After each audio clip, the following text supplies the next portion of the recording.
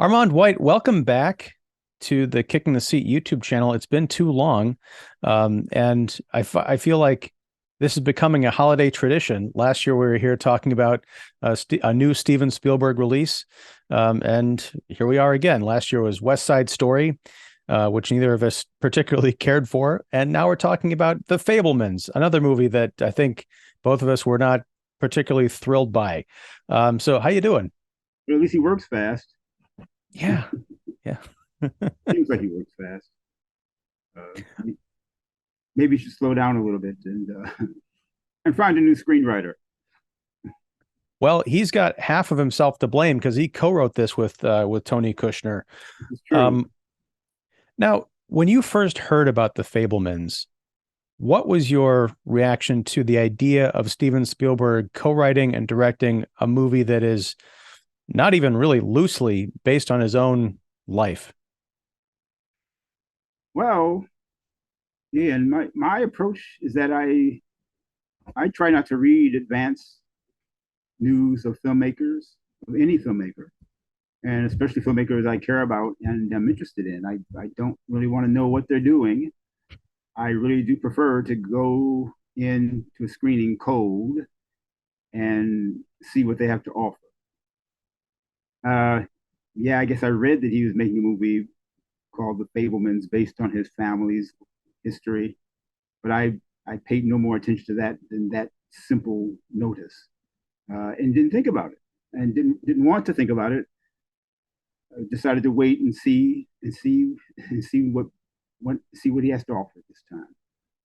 And so I knew little beyond that when I walked into the theater and sat down and and like little Sammy, looking at the projection in his hands, beheld what Mr. Spielberg had to offer. That Uh, that's so, so, and watching what he had to offer, obviously, it's based on his past, on his history, on his youth, on his upbringing, on his realization of how his family was formed and operated and interacted, and the disappointment is that well, it started with why are you watching this and why is he doing it? Because I'm not particularly interested in his memoirs, and I don't think the memoirs are particularly interesting in and of themselves. So I started out trying to watch the movie as a movie about a family called the Fablemans. But of course, there are so many clues in it that this is Spielberg that I couldn't disengage myself from the idea that this is just a family movie. It makes itself apparent that this is a movie about Spielberg. Why it's not called the Spielbergs is another question, but I think it's a question that leads to partly to what's wrong with the film. Uh, why just come out and be the Spielbergs and talk about genuine family issues rather than this kind of pretend sitcom family that we're also, by the way, supposed to respect and take seriously. there's my initial reaction when I heard about this was I heard Spielberg was making a movie called The Fablemans. And then I found out that it was about his life and family. And then there was a part of me that thought there's a bit of a hurdle there to overcome because I know it's spelled Fabelmans, but there's almost something in the title that suggests a fable, as if Correct. he's painting himself as being this sort of mythic figure that someone could learn things from. And I'm like, well, that is an approach, but when you're making a movie about your own life and you're setting it up in sort of these mythic terms, it just seemed a bit pretentious, and that there would, again, just as myself, there'd have to be a bit of a hurdle there to make me uh, care and be, I guess, swept up in a genuine story rather than some kind of like a self-aggrandizing mythos. And unfortunately, it feels like that's kind of what we have here. Um, you know, it's the film, I think, won me over in a way towards the end, but only because it was only in that last probably 45 minutes that I began to appreciate it.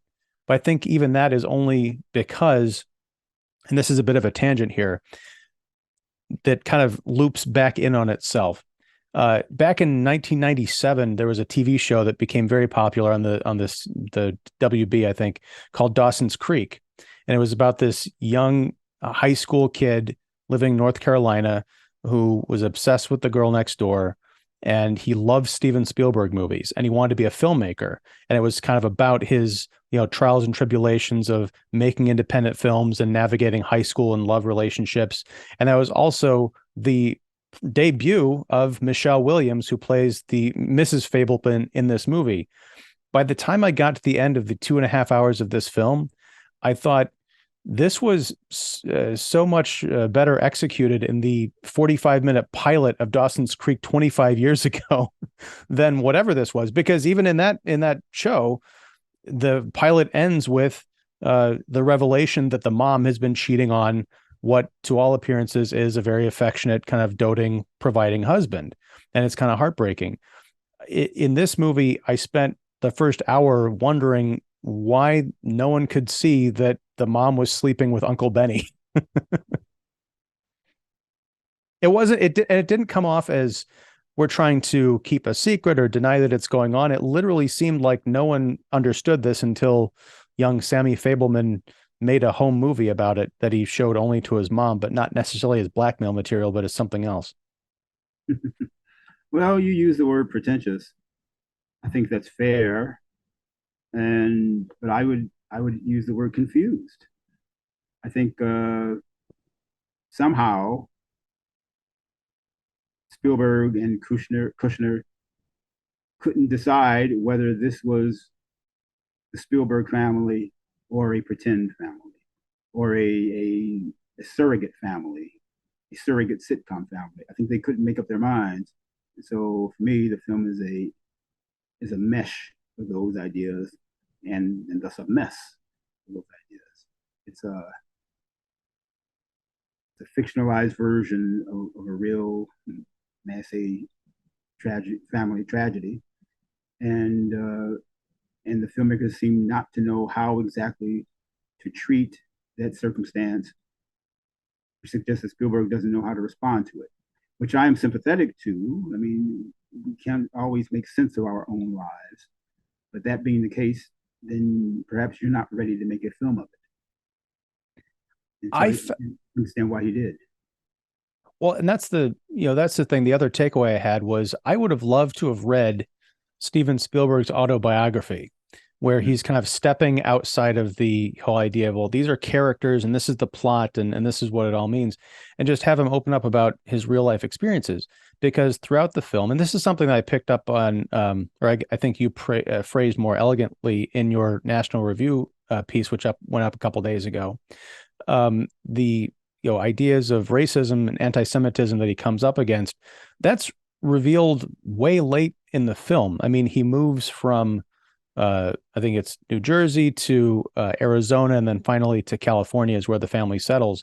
But it's like we're meant to believe that he doesn't encounter any anti-Semitism anywhere until he moves to California, and then it's like everybody hates the Jews. It just seemed wildly off balance, especially there, as you mentioned, in a locker room scene in that California bit in high school, there are a few people of color in the background. At no point does Sammy encounter them, or is there any kind of discussion of the levels or degrees of intolerance that are going on in this school? Does everybody hate the Jews so they overlook the blacks? I don't know what's going on here, and I'm sorry if any of that comes off as offensive in terms of the terminology, the blacks. What am I saying? But do you get what I'm saying? I get what you're saying. I don't know any other language to use. It's proper language, and we're using the language respectfully, so it's fine. Yeah, that's a big problem with the second half of the movie. There's no real understanding of racism, or bigotry, but overall in the film, there's very little. It seems to me, there's very little understanding of Jewishness, very little understanding of ethnicity. and how ethnicity is understood, accepted, uh, celebrated, discussed within a family. This would have been fascinating. And there are so many filmmakers who have done it. Why isn't it here? The closest we get is the Hanukkah sequence in the first half of the film, where the 8 days of Hanukkah are become the 8 different model train sets that Sammy receives on each day. That's cute. That's nice. I enjoyed that, also because it reminded me of the wonderful Adam Sandler animated film, uh, 8 Days of Hanukkah. It was 8 Crazy Nights. That's what it was. Crazy Yeah. nice, yes, Yeah. and remind me of that, and that's a good thing. But there's very little about ethnicity in the first half of the film, and and to respond to that more seriously, there's the moment where Uncle Boris pays a visit, which the mother dreads, the rest of the family dreads, but then and Sammy himself dreads it until he has this Oscar baiting scene with Uncle Boris, and and Uncle Boris tells him about art and about the family's aesthetic sensibility. But Uncle Boris doesn't tell him about what it means to be a Jew in the world. And I think had that happened, it would have given the film depth, and it would have prepared Sammy for what he is about to encounter in California. So you make the very good point that he doesn't encounter any ethnic antagonism at all on the East Coast or even in Arizona, which is just not just weird. It's kind of sloppy filmmaking, sloppy memory recall. It has to be sloppy. So because it's not there, and it ought to be there if we're expected to take it seriously once this problem arises. Well, the other thing, you bring up the Judd Hirsch performances, Uncle Boris, and he stresses the importance of art. And yeah, it is a very impassioned scene, and I kind of liked it. But something I hadn't even picked up on until you're talking about it, the importance of art, not just in terms of living a meaningful life, but I mean this scene took place. The movie opens, I think, in 52 when Sammy's a little boy, and then fat kind of flashes forward. So we're talking about maybe the mid 60s, or no, early 60s it would have been, because he graduates from high school in 64. But the point is, the Holocaust was, say, 20, about 20 years maybe previous to this, when they're having this conversation. It would have been interesting to have some kind of a reference to the importance of art in terms of the human spirit and survival, and what was he doing during those turbulent years, and the connection to the family. Is it a survival mechanism? I'm thinking of a movie like Life is Beautiful from 1999, Roberto Benigni's film, in relation to this. The movie is not about that, but it's about so many different things that some of the more, I think, pertinent and juicy themes are sort of glossed over in favor of, hey, the mom's having an affair. We're going to talk about that for 2 hours, or not talk about it. Sure. Well, yeah. Well, this is part of the confusion. Uh, it's as if the filmmakers knew that they had to deal with the adultery, with the infidelity, with the broken family, and yet there are other issues that come to mind that were also being lost. And the Uncle Boris scene, which I think is I mean, I joke about it as an Oscar bait scene, but it's the first performance in the movie that I thought was interesting. The first characterization that I thought was interesting. Not the crazy mother, which is an issue we can talk about later. But the Uncle Boris character was interesting, but now in reflection, the failure of the uncle, or what the filmmakers do with the Uncle Boris character, uh, points to the confusion, and also points out my it indicates it arouses my disappointment in the film. Uh, Spielberg's approach to storytelling has always been what I think of as ecumenical, but here he's making a specific ethnic type story, and he doesn't get it. He doesn't get into it.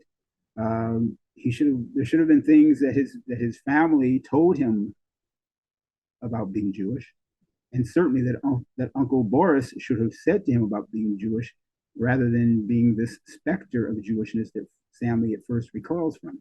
Even the mother seems to recoil from Uncle Boris at first. But Sammy winds up loving Uncle Boris, but Uncle Boris doesn't give him the gift of understanding, the gift of social survival. And thinking about it, in recalling this aspect of the film, I thought about one of the current issues of our day, and especially after the George Floyd incident, you had all these commentators on television talking about what's called the conversation, where they would ask black people on TV, do you have the conversation with your son? Do you have the conversation with your children? And I always found it aggravating because it always was a one way question, because the question aimed in one way, which is to demonize the police. Um, I grew up as a black person, and in my household, my mother and father and older siblings, we never had had a discussion about the police. We had discussions about the world. You are going to encounter antagonism and racism in the world, not just from the police. You're going to encounter it everywhere, and here are ways you can deal with it. This is what's missing from the Uncle Boris scene. It's what's missing from the first half of the film. And I really expected better from the guy who made The Color Purple and Amistad and Schindler's List. And I thought, if this filmmaker is not going to get serious now, if he's not going to come clean now and be upfront here and now in his own story, what is he doing? What's this movie about, really? So you're saying that he's sort of, in your opinion, he's taken a step or regressed perhaps in the way he's conceptualized prejudice on film, in the last 40 years compared to where he's at in 2022. Yeah, it's a regression for sure. And I don't understand why. He's broached the idea, the reality of bigotry before. Um, it would be nice if he'd shown us the source of this, where he came to understand it. And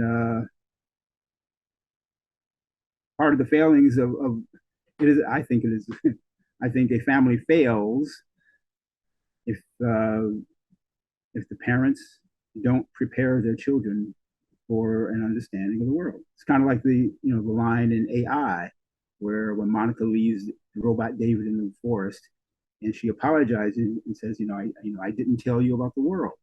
Well, we need that. We need that scene in the Fablemans. Well, I mean, you're right, I think, and part of the problem is this sort of melange of different story ideas. We get and I'm trying to recall back over the whole 2.5 hours, but it seems to me that the only brush of anti-Semitism we get is through the eyes of Sammy, what he encounters in high school. I think there is a mention when they move to one of their houses how it was kind of a cute line. It's easy to spot their house in this kind of cookie cutter suburb because it's the only one that doesn't have lights up at Christmas. But that's sort of the only discussion of Jewishness. I mean, they're singing songs around the campfire, and there is sort of this celebration, as you mentioned, Hanukkah. But in terms of what that means in the greater context of America at that time, they kind of brush over it. And I would have thought that, is Sammy the only one who's experiencing any kind of prejudice? Is the dad, does he have any problems at work? Does the mom, in the limited interaction she has with the outside world, it never really comes up except for Sammy. The daughters don't mention any, his sisters, he's got 2 or 3 sisters. They don't mention anything about it.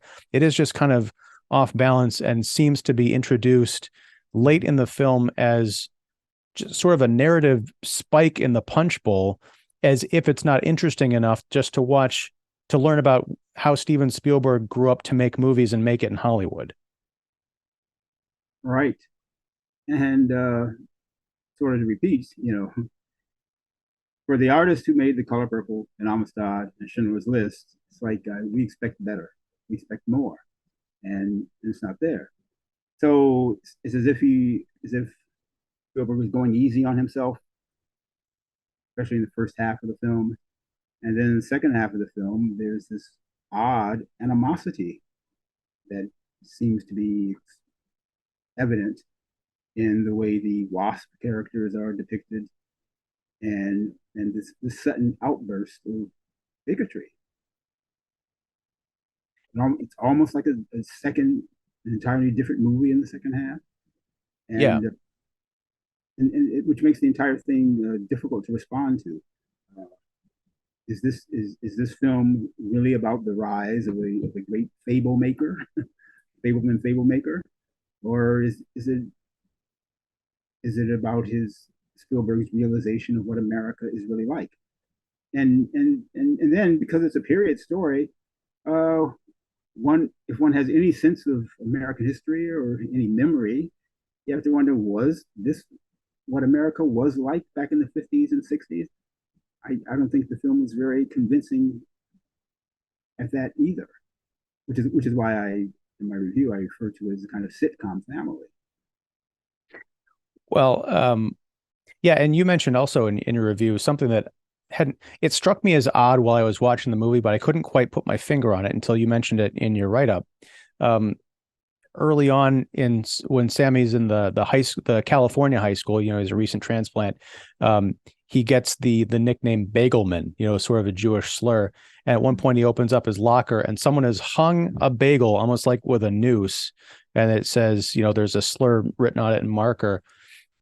I didn't quite get it. And then you mentioned that it is a reminder of a lot of the kind of the noose hoaxes that we've had that have popped up in the last couple of years. They're big media sensations. And then Right. when you come to find out that they weren't real, or there was a misunderstanding, I think it was the NASCAR driver with the cord hanging from the garage. Sure. The retractions don't get nearly nearly as much attention as the initial story. Sure. Or might as well say the Jesse Smollett hoax and insult to America, uh, which continues, by the way, and I think it's furthered by that incident, the locker room incident in this movie. It's giving it's giving weight to these hoaxes, which I hope is not Spielberg. I suspect that it's Kushner. Can't I wasn't on the set, so I can't really assign the blame directly. Uh, they both should be embarrassed by it. Yeah, it did seem like like a modern touch, like modern sensibilities creeping into a period piece. Also, at one point when I think it's when they're filming their Stagecoach, which their Stagecoach drama short film, which they called Gunsmog, which I thought was clever. One of the sisters says, "Hey, why can't one of the girls save the day for a change?" I'm like, I don't feel like that was something that would have come up in as an 8-year-old girl saying to her brother in the 60s. And also, if it did come up, because Spielberg didn't go on to make those kinds of movies for most of his career, are we to say that he ignored his sister and is kind of an asshole? Like, what's the takeaway from that line? There should have been a scene where he said, leave me alone. I'm going to help you write a script one day about called Big. And you'll get an Oscar nomination for that, but don't bother me now, sis." Indeed. And yeah, I just want to clarify, like, because I can feel people typing in the comments right now. I'm not suggesting that there is no such thing as racism or racial violence, but when I was referring to the news hoaxes, I was referring to a very specific, couple of incidents that have been in the news in the last couple of years. Because yeah, again, I feel like this movie could have, made that a central focus or not brought it up, because there is a lot to dig into. I thought the most captivating parts of this film were Sammy kind of rebelling against his dad, certainly, who was a big computer engineer and worked for IBM and a whole bunch of other firms, and I guess we're meant to believe was a revolutionary in computer data. who wanted his son to do something sensible with his life, not indulge in this hobby. But Sammy found he had an aptitude for storytelling and for moving the camera around and for recruiting friends. I mean, we go from he's got a couple of friends who are shooting a movie, and then later on, he's like, "Yeah, Dad, I can't make this short film for Mom. I've got 40 people coming out tomorrow." How does that work? How does he network and convince all those people? Because one of them seemed to be like not necessarily a school bully, but definitely someone who wasn't, on board with everything that he was trying to do until he softens him up by giving him a chance to act. All of this stuff is like subtext or left on the cutting room floor or whatever. It's definitely not what I think is the heart of the movie, which I would think would be the heart of a film about Spielberg becoming Spielberg. Sure. I think, perhaps the weakest part of the film are all of those scenes that have to do with the Spielberg legend, Spielberg myth, as the boy filmmaker, the Boy Scout filmmaker. I thought those are the weakest and least interesting aspects of the film. Not well founded either, as you point out. Like, how does he commandeer all these neighborhood kids and get them, so many of them, to give their time to him for free, and how did that happen? But it was not really very well laid out, very well played, and to me not very interesting, because I thought, oh, this is the Spielberg's legend again. I've heard these stories so many times. You know, great filmmaker. I'm really not interested in his amateur work. Uh, I'm happy to have that in the past, and you don't need to refer to it. You don't even need to show me snippets of it. I'm not much interested, but he seems to be interested in it. And still, I go to confusion again. He can't seem to make up his mind. Is this movie about me? Is it about my parents? Is it about my legend? Is it about my life? Is it about what I think about society and bigotry, or and also what I think about my heritage? It's confused and is not good enough on any of those points. Yeah, I mean, I think the filmmaking stuff for me is the strongest part of the movie, mostly because I feel like it's a glimpse into what this could have been. It's going to be a crazy comparison, but I think about a movie like The Sandlot from 1993, I guess it was. A new kid moves into town, develops this ragtag group of kids who like to play baseball, and they all learn, to play the game, to love the game. And there is some family drama and tension going on, I think, with Dennis Leary as the stepdad, but it's all integrated into the background of the story. You didn't go to see The Sandlot thing. It was about a bunch of scruffy kids playing baseball. And then it turns out to be a 2.5 hour drama about the kids' parents, getting divorced or something. I think the Sandlot model would have worked better on the Fablemans because, yeah, it does seem a bit far fetched that you can get all these people together to make a movie. In which case, if there is any truth in that, even if it is truth that's woven into legend, I want to see how that happens. How does he, again, network that, particularly, way pre-internet or, social media or anything like that? Did he get kids from other towns? The equipment, all of this stuff. There's a much better story here, but it gets subsumed by, and let's transition to this weird family drama. Michelle Williams, I hate to say it, I think she was better on Dawson's Creek, that WB TV show 25 years ago, than she is in this movie. Because, wow, what is she doing here? Yes, that's a good question. What is she doing? I thought it was an awful performance, a terrible performance. Also, a kind of, in some sense, a grating performance. Uh, there seems to be aspects of that character's presentation where Spielberg seems to be doting on the mother figure, and then it seemed to me that Michelle Williams is kind of she's projecting she's projecting to the back of the theater herself and is overacting it, and also not acting it well, because that what do you call it, that Catskill Yiddish accent comes and goes, and she's not a very credible American Jewish woman. Uh, maybe it starts with miscasting in the first place.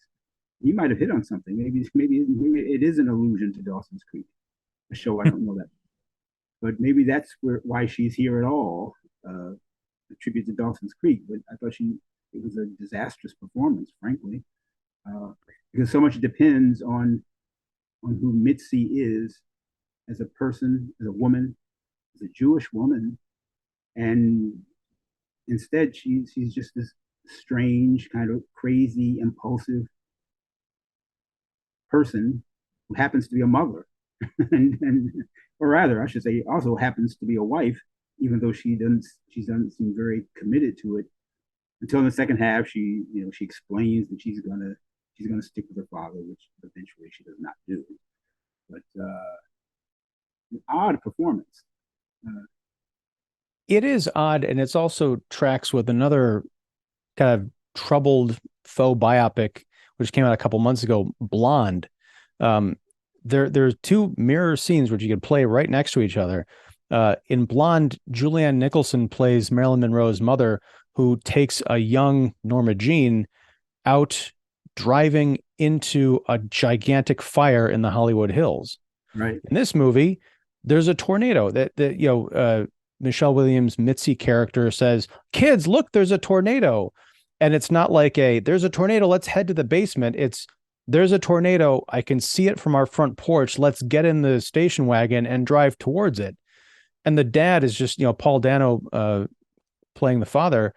He's just like, well, there they go. That's crazy. This isn't grounds for divorce or therapy or what's going on here. Yes, well, her, she brings the crazy, and the film doesn't deal with it. She's putting her children in danger, and the film doesn't deal with it. I guess it's a metaphor for what will be revealed later, but Tony Kushner, that's bad playwriting. You have to outline these things much better than that. Um, I had an intrusive, I had a thought intrude as well when Paul Dano's father character simply stands on the porch, I guess, and watches the mother and kids drive towards the tornado. Thought briefly about a film that Paul Dano directed. Did you ever see a movie called High Life? Yeah, I did. The stars Carrie Crybaby Mulligan, and a very interesting film about a marriage that's not working, and a mother who is not committed to that role. And I call her Carrie Crybaby Mulligan because that's how she comes off in almost every film I've ever seen her perform in, except High Life. And I think her performance in High Life is really one of the best performances I've seen this decade. And I thought she demonstrated a woman who was in a role that she in a motherly role, a maternal role that she didn't want, that she still wanted to be a free single woman. I thought Carrie Mulligan made that kind of ambivalence so clear and so sympathetic that it was a very striking characterization to me. Uh, Nothing of the kind from Michelle Williams in The Fabelmans. She's just a kooky lady with kind of pixie Peter Pan haircut, uh, and obviously not emotionally faithful to her husband, but so obvious that, as you said before, why doesn't everybody notice this? Right. I mean, there's a bit where Sammy discovers the truth because he's reviewing footage from this camping trip they took. Mm-hmm. And when he watches the kind of the telltale scene on the the playback, he sees his sisters in the foreground and then his mom, Mitzi, and Uncle Benny, played by Seth Rogen. Uncle Benny, he's a family friend. They're in the background and they're walking off into the woods holding hands. I was like, wow, there's your clue. But no, we have to rewind for like 3 minutes as Sammy like Zapruder films this. I'm like, yes, I'm paying attention. I saw what happened. I don't need to watch it 6 times in slow motion and zooms. I get it. Yeah. Um, it felt like they didn't trust the audience to be, on board. I mean, almost from the first scene they have together at dinner, I was like, yeah, there's something going on there. This is a Bruder film is good. That's good. That's good, Ian. Well, thank you. I I I was watching it and I was just thinking, oh my God, this is a bad Spielberg version of either Blow Up or The Conversation. But I like the Zaputa film. It's that's good.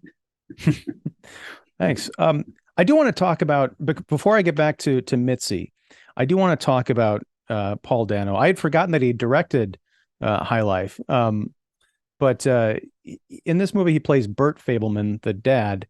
Mhm.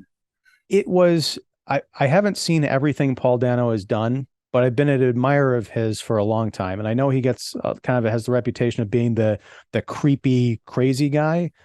This is the one performance that kind of stands out to me as him playing a normal, non-threatening. And I'm not saying he goes too far in the other direction, because I think his final scene with Sammy in the film, you know, in their kitchen, is pretty powerful stuff.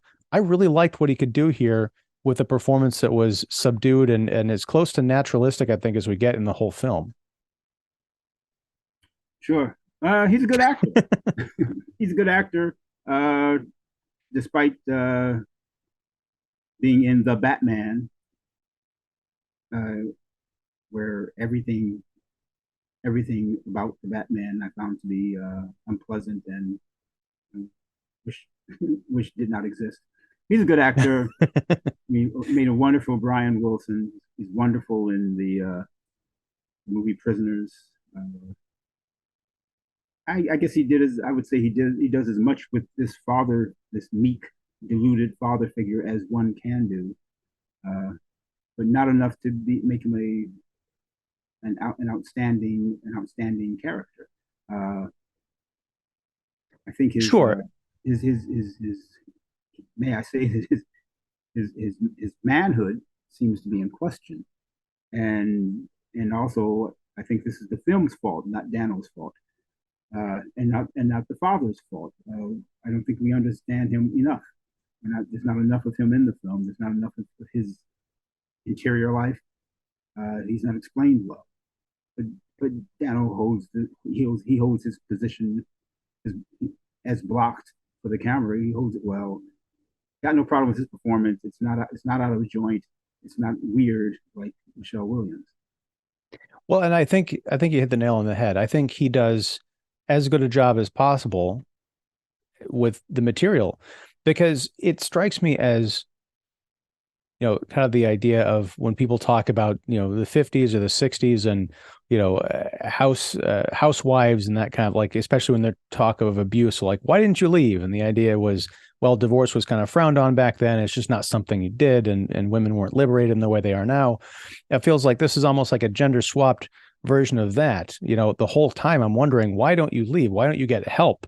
And I feel like there was, maybe a conversation or a piece of dialogue missing between perhaps Bert and Sammy, where Sammy could have said, Dad, why don't you get some help for mom? Or why don't you stand up for yourself? Or what's going on here?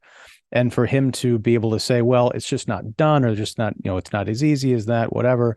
But we are just kind of left with this mystery of, why is this guy, he's essentially an emotional and a physical cuckold, especially when it comes to his best friend. And there's a mystery as to, like, when did he know what he knew and how much did he know? The Mitzi assures Sammy that she never did anything more than have an emotional affair and perhaps hold hands with Uncle Benny. But I don't necessarily believe that. I don't know that, Bert believes that either. But again, because this movie is about 50 things and it doesn't really zero in on any of them, we're just left to wonder, yeah, what's the deal with this family? Sure, sure. Uh, Back to the confusion of the movie. It's as if Spielberg doesn't can't quite bring himself to understand who his parents are. Who can? Who can? I sympathize with that, but that's the task at hand, and he fails it. Maybe another point on Paul Dano, good actor that he is. Perhaps what was needed is what Christopher Walken and Catch Me If You Can and Tom Hanks in almost every Spielberg film, what they bring to the roles. Paul Dano is not that kind of actor. He can do what's asked of him. and maybe with Spielberg's reticence to delve too deeply into his parents' psychology, he actually needs actors who can bring more than he's willing to actually handle himself. And So what is it about like Walken and Hanks specifically that you would look for in, or that Dano, if he had the ability to bring it, that is missing from this performance?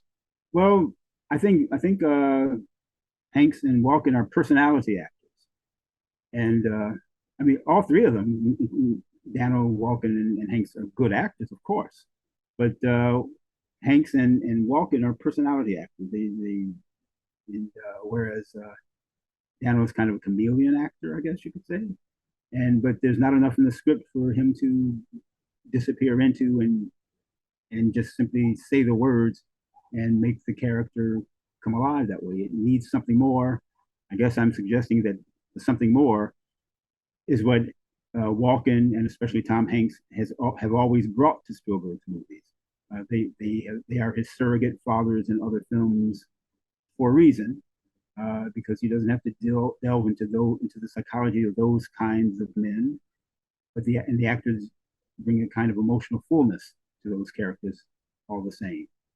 Tom Cruise did too, actually, for Spielberg. The two Tom Cruise performances in Spielberg's work are highlights. Those are diamond like great performances. Can't leave them out. Agreed. Speaking of fathers, I want to talk about this and then the last scene of the movie, which I think was pretty interesting. But throughout this, I caught two, possibly three, references to movies that Spielberg would go on to make. With the World War II film that he made, he could kind of show to his Boy Scout troop or whatever. It starts off as pretty standard fare, but by the end, you've got all of these Nazis that are, or maybe they're Allied troops, I don't remember, but there's soldiers that are gushing blood like all over the camera. It's just like pouring out of them. It's something gratuitous and kind of unexpected for a student film, certainly, but it recalled to mind Saving Private Ryan, which kind of gave that verisimilitude of like the hell of war and the graphic violence. The other is, the Roy Neary character from Close Encounters of the Third Kind. I'm almost embarrassed to say it, but the end of that movie and the decision he made has cast a pall in that film for me personally. I can't connect with Close Encounters because, as fantastical as it is that there are aliens that come down to Earth and they allow him to come on the ship, he turns his back on his family, who's been suffering under this obsession of his for months. And he's just like, see ya. In this movie, Mitzi kind of does the same thing. She's like, I love you kids. I love your dad, but Benny can give me something that you can't. And so I'm just going to leave and move across the country to be with him. And everyone's just kind of like, aside from the initial news of the divorce, it's not really brought up again. Aside from, yeah, your mom's, she's doing okay. So yeah, there are all these, like, again, if there had been a film about the movies he was making back then and perhaps showing the entirety of his career and the psychology of weaving these real life events into his work, I think that would have been more interesting than just these little tidbits that don't quite add up. Well, it's a very good point. So perhaps since this is a semi quasi autobiographic film, uh, we have to take note of certain Freudian aspects of the story that's being told, of the fable here. Uh, the Freudian inability to actually deal with a mother's sexuality and a mother's sanity, and that's difficult, of course. Uh, and so, and because that kind of thing is so difficult, I actually find it rather touching that Spielberg still loves his mother and still wants to provide sympathy and understanding for her betrayal, despite the fact of the betrayal and the danger that she puts the family in. He wants to love her. That's why the camera dotes on Michelle Williams, and there's all kinds of Freudian stuff mixed up in that. But what you say about Close Encounters makes me think then that we have to also, in this confused film, go from Freud to Jung, and then try to see how perhaps some kind of Jungian psychology can help us to understand Spielberg's relationship to his father, and the fathers, and how in Close Encounters, in the magnificent Close Encounters, how he can support his father's leaving the family uh, for this Jungian image of deliverance from the difficulty of fatherhood and family life, and a crazy, unfaithful wife. And perhaps the Jungian symbol of this spaceship is a symbol of deliverance from the hell that the father is actually going through, but that Spielberg, even now in 2022, can't quite admit. He wants to be nice to both of his parents, and he can't admit the hell that one put the other through. And who knows, two sides to every story. He can't really admit the hell that his father probably put the mother through. Uh, so we need Jung for the first. I'm sorry, we need Freud for the first half of the movie. Jung perhaps for the second half, or just go from one to the other as the fable of the Fabelmans goes along. But certainly, Kushner's no help in clarifying that for Mr. Spielberg. Uh, Well, and then we also have to throw in, and this is something that I picked up on again reading your National Review piece, Leni Riefenstahl. Um, there's a scene where at the prom, kind of as the climax of the film, or one of the many, where Sammy shows a movie that he put together of the senior ditch day, wherever all the seniors go to the beach, and he films this package of like, hey, this is the last hurrah of the seniors. Thank you. We love you and all this. He turns it into almost a piece of propaganda, which gets back to, interestingly enough, Riefenstahl and, the portrayal of the, strapping young German man from what it would have been 20 years earlier. He films the school bully and these heroic shots of, these kind of like worm's eye view, and running, the race around the beach, and slow-mo kind of coming through the ticker tape at the end. And then there's the bully that the other bully, the one who kind of gives him a harder time, portraying him as this lonely kind of, pseudo alcoholic drifter. It's a fascinating angle, but I don't feel like it's resolved in quite a way that feels honest. I almost, and this is me rewriting the film, but I think it would have been more interesting if Sammy had studied the works of Riefenstahl and sort of slyly, portrayed this student as sort of this Aryan, this Nazi hero, and had him be completely oblivious to it, because the kid picks up on it in a way that I don't quite. It's like he's embarrassed by it. He picks up on the idea that this is the best he's ever going to look and that he's ever going to be, and that feels like an observation that someone wouldn't pick up on until 20 years later, and probably 20 years of actual time later, the age of self-actualization and therapy of like the 1980s. I don't feel like a kid in 1964 is sitting there thinking, yeah, these are the best days of my life and I'm going to be a loser when I get older. well, I have to credit my friend, the critic John Dimitri, for the Leni Riefenstahl uh, connection.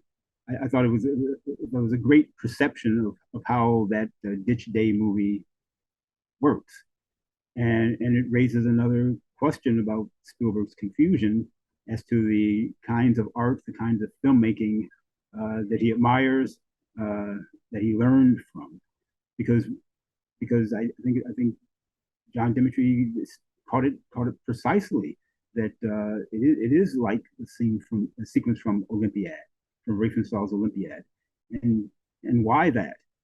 Except that it's Spielberg's way of trying to cast Nazi aspersions upon his high school enemies, and that's a little much.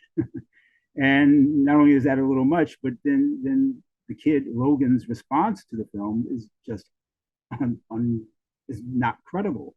That that as you say, that might come from the future, but it also just seems to me the way to diminish the character, rather than to have some kind of ultimate on Sammy's part, on Spielberg's part, some kind of ultimate admiration for the guy's a great athlete, even though he may be a jerk. Uh, there's some it seems to me there's some kind of underlying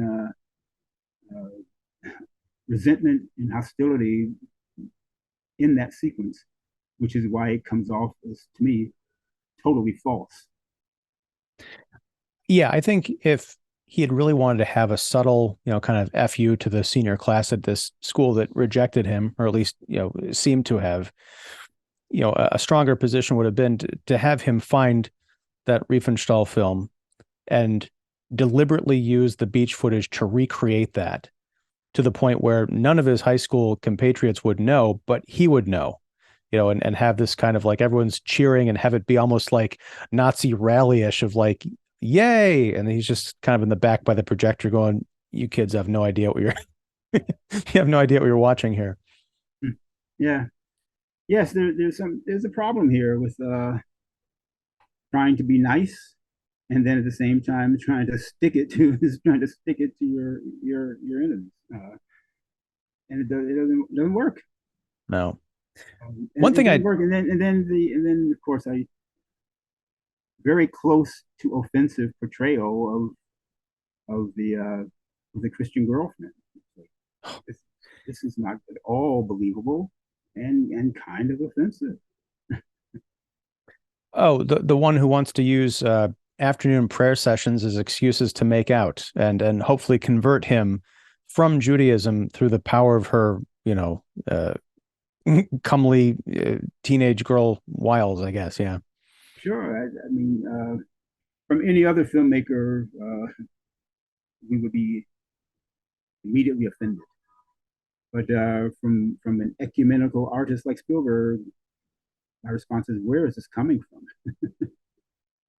I don't know. And it does call to mind, like, where does the fable begin and the autobiographical portion end? Because I feel like I've seen this trope or sort of variations of it in other like sitcoms, as you sort of mentioned, or other films that are outright comedies.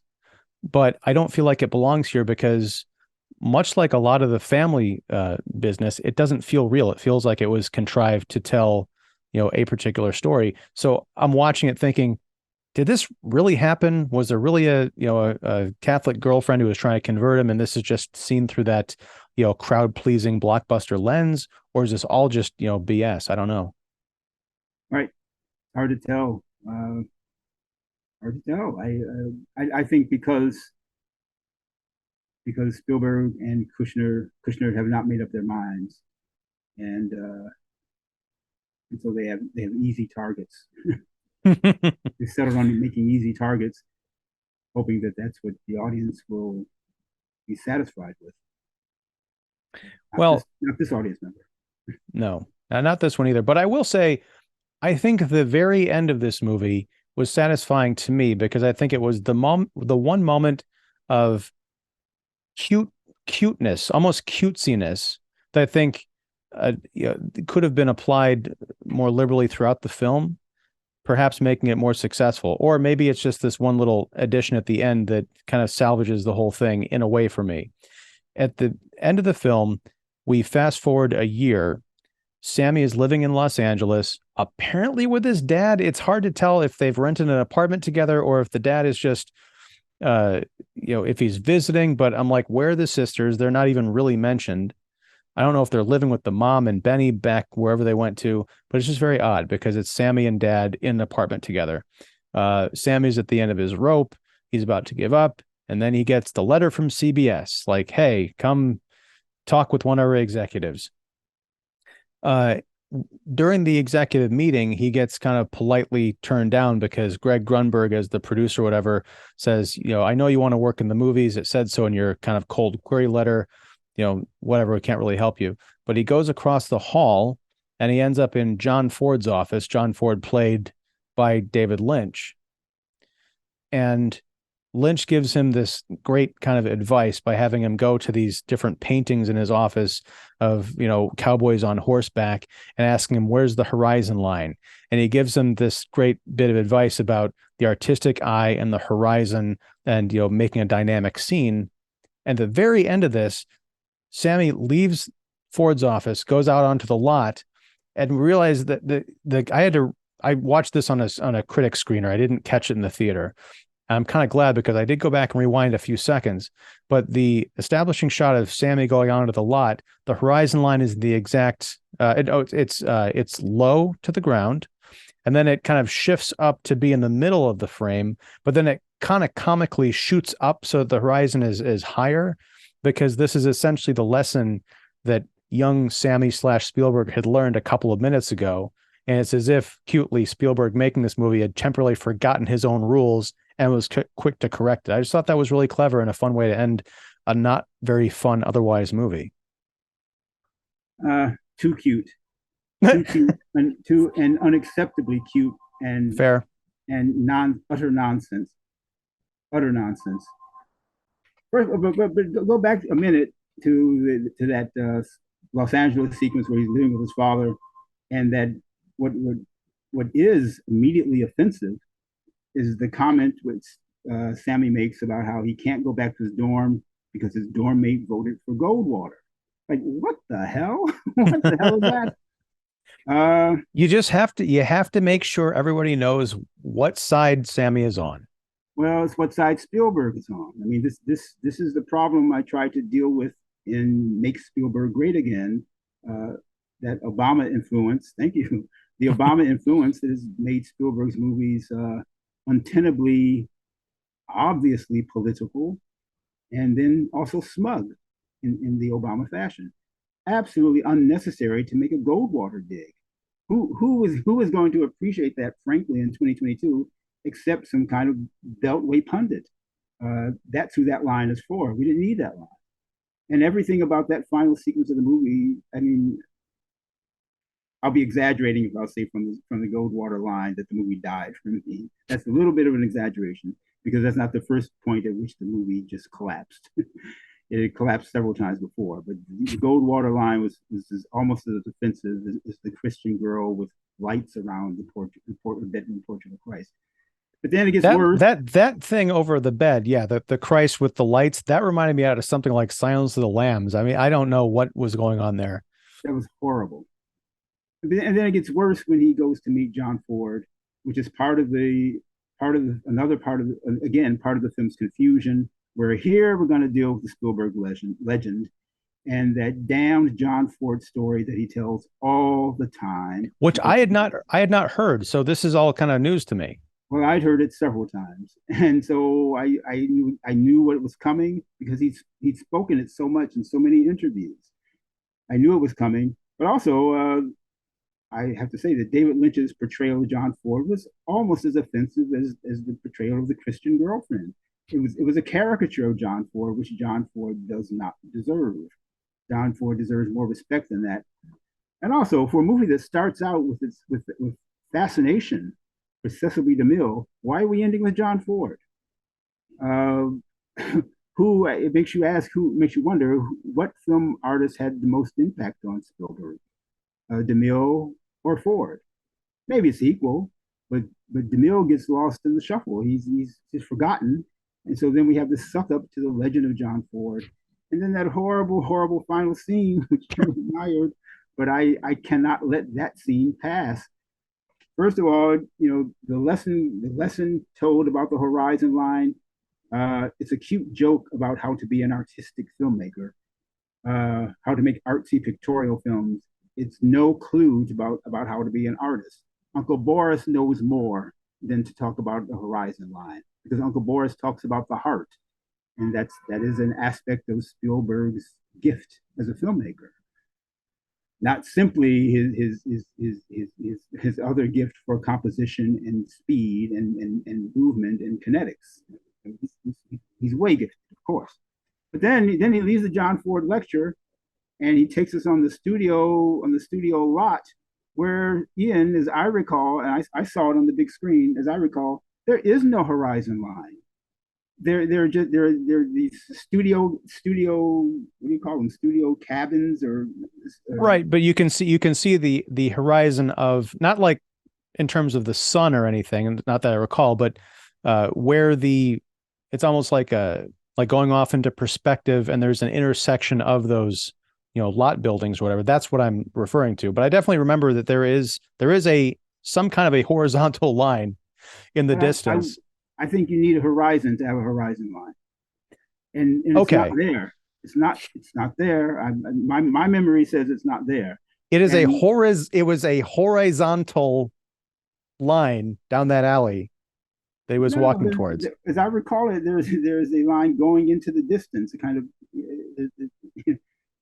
going into the distance, not a vertical. I'm sorry, there is not a horizontal line.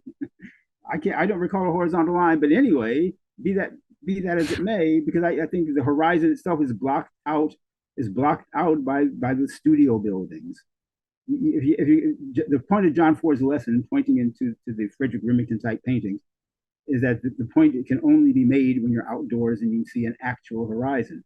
There is no actual horizon in that shot, as I recall it. But what's even worse, we can imagine a horizon. But what's even worse is that Spielberg does this, something he's never done throughout the history of his filmmaking, and he does a noticeable camera repositioning, which is a cheap joke unworthy of this particular filmmaker. But not necessarily I'd this expect it from a particular high school film. student. Pardon me? But not necessarily this particular film. It's unworthy of him. It's unworthy of him, and it goes for a cheap joke. It's an aesthetically cheap joke, and he's and who and, we get into a big problem here. Who's who's wielding that camera that it had to shift? What's happening here? That scene, that camera movement, and that final scene uh, killed the film. It needed to end at that point because Spielberg was out. He didn't know from that point, it was certain that he didn't know what he was doing anymore. Roll credits. Well, break out your crayons and color me impressed, because I liked it. I totally see where you're coming from. If I could get a screen grab from that screener and put it up here, I would, because I saw, and besides, if there was no horizon line, the repositioning of the camera would not make any sense. Not that it makes sense now, but yeah, It doesn't we're make gonna any have. sense except what he's telling us is I learned John Ford's lesson, folks. No, you're exploiting John Ford after having already insulted him with that ridiculous David Lynch impersonation, and you haven't really learned the lesson. This is not the way to show us that you learned the lesson. Uh, Show us how you wheel and deal in Hollywood. By the way, don't just don't don't don't smugly present your own legend to us again and then be cute about it. Let's have some reality here about how Steven Spielberg operates with people, as he did making Sammy's Home movies. Well, and that's, and we're kind of wrapping up here, but I feel like there could almost, not that I want there to be a sequel to The Fabelmans, but I feel like the movie is just kind of getting going, because to your point, if we're looking at the age, let's just say Spielberg graduated high school in 64. I don't know if that exactly tracks, but Jaws came out in 75. So and he'd made some TV and some other, movies like Duel before that. Uh, it's not long after this Los Angeles sequence that he starts, his career proper. Where is that? To your point, what's that wheeling and dealing like? How does he get those things off the ground? That's a fascinating movie that I'd like to see someday, or at least maybe read about in an autobiography. I wouldn't trust it with Spielberg or Kushner, but if you want to do a fictitious version of like, was that Paramount Plus show about the making of The Godfather? Just, someone who wasn't involved in it, making a dramatization of that time. I'd watch that about Spielberg's later career, or early career, I guess, the later than The Fabelmans tells it. Uh, I, enough of the pseudo confession, Mr. Spielberg. Uh, find more wonderful ways to translate your personal experience into fables. Uh, drop the family drama, drop the autobiography, drop the memoir. You're not good at that. He's not good at that. And it leads to falsehoods, leads to fakery, and unacceptable cheap camera movements like the one that ends this movie. Totally unacceptable. Well, I Crappy, cheap joke. We already know so much about Spielberg legend. I can't imagine that his friends, Brian De Palma and Martin Scorsese, superb technicians who apparently, according to the legend, they used to confer with each other back in the 70s. I can't imagine that they saw that camera shift at the end of this movie and said, "Great, Steven." Couldn't. They would never do such a thing. Okay, watch them prove me wrong, but they have never done such a thing so far in their careers. And Spielberg should not have either. That really gave the game away. That this movie was totally fake. I'd like to imagine there's a version of the three of them hanging out, making a bet that Spielberg would not end his film on, as you should call it, such a cheap shot. And he says, "Watch me." The ultimate in joke. Well, I think that's a good place to leave it now that you've firmly stomped and buried that camera trick that I happen to think was great, but I can acknowledge its cheapness. Then again, my favorite form of humor is puns. So that's all the insight you need into my life. But anyway, Armond, thank you very much. Puns, but I get you. It's all right. Well, thanks for acknowledging that there are good puns, because I can't get that out of most people. But yeah, thanks for hanging out and talking about the Fabelmans. We have our issues with Spielberg, but every time I watch a Spielberg movie, because I grew up watching his movies, I always want to go in with somewhat of an open heart and an open mind. And it's just kind of sad when we see these kind of diminishing returns.